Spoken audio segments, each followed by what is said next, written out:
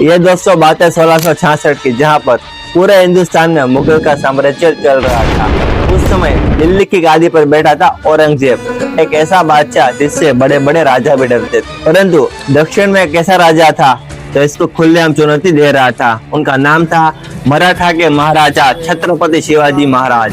छत्रपति शिवाजी महाराज ने मुगल के कई सैनिकों को मारा था और अपने मराठा साम्राज्य को बड़ा किया था, और यही बात औरंगजेब को पसंद नहीं आ रही थी। उनको डर था अगर शिवाजी महाराज जीवित रहे तो वो पूरे हिंदुस्तान में अपना साम्राज्य बढ़ा देंगे। और 1666 में पुरंदर संधि के बाद, दोस्तों पुरंदर संधि वो संधि है जिसमें मुगल के सेनापति मीर हमजा ने छत्रपति शिवाजी महाराज के कई किले को घेर लिया था और स्थिति खराब हो रही थी। इसकी वजह से शिवाजी महाराज ने युद्ध रोकने के लिए मुगल को एक एग्रीमेंट भेजा था। उस संधि में 3 बातें तय की गई थी। उसमें पहली बात यह थी कि शिवाजी महाराज अपने 22 गांव मुगल साम्राज्य को देंगे, और दूसरी बात वो अपने क्षेत्र की इनकम भी मुगल साम्राज्य को देंगे, और तीसरी बड़ी बात यह थी कि शिवाजी महाराज खुद आगरा जाकर मुगल के साम्राज्य के राजा से मिलेंगे।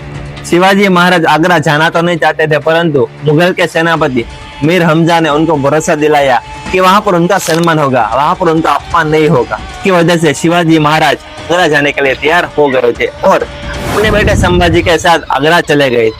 और 12 मई 1665 को आगरा की उस राजसभा में सब कुछ बदल गया। मुगल के बादशाह औरंगजेब ने शिवाजी महाराज को जानबूझकर छोटे सरदार के बीच में खड़ा किया था, और ये शिवाजी महाराज का खुलेआम अपमान था। शिवाजी महाराज को गुस्सा आ गया और उन्होंने ये अपमान सहन नहीं किया और उस सभा से वो चले गए। और यह बात औरंगजेब को पसंद नहीं आई, इसलिए उन्होंने शिवाजी महाराज को हाउस अरेस्ट करने का आदेश दे दिया था। दोस्तों हाउस अरेस्ट को जेल नहीं होती, परंतु शिवाजी महाराज को बड़ा महल दिया गया था, परंतु वो उस महल से बाहर नहीं निकल सकते। 4 और सैनिक थे और 4 और निगरानी। परंतु शिवाजी ने हार नहीं मानी। उन्होंने बीमार होने का नाटक किया था और रोज कोर्ट जाना बंद कर दिया था। वो अपने महल से रोज साधुओं और जरूरतमंदों के लिए फलों की टोकरियां बाहर भेजते थे, परंतु मुगल के सैनिकों को रोज शक होता था, इसलिए वो रोज चेक करते थे। परंतु धीरे धीरे उनके सैनिकों को यह रूटीन नॉर्मल लग रहा था, इसलिए उन्होंने फलों की टोकरियों की चेकिंग बंद कर दी और शिवाजी महाराज इसी मौके का इंतजार कर रहे थे। 19 अगस्त 1666 को शिवाजी और उनके बेटे संभाजी बड़ी बड़ी फलों की टोकरी के बीच में छुप गए थे और उनकी जगह विश्वासु सैनिक फरमाजी उनकी जगह सो गए थे। टोकरियां बाहर गई, मुगल के सैनिकों ने चेकिंग नहीं की और इसी मौके का फायदा उठाकर शिवाजी और उनके बेटे संभाजी आगरा से बाहर निकल चुके थे।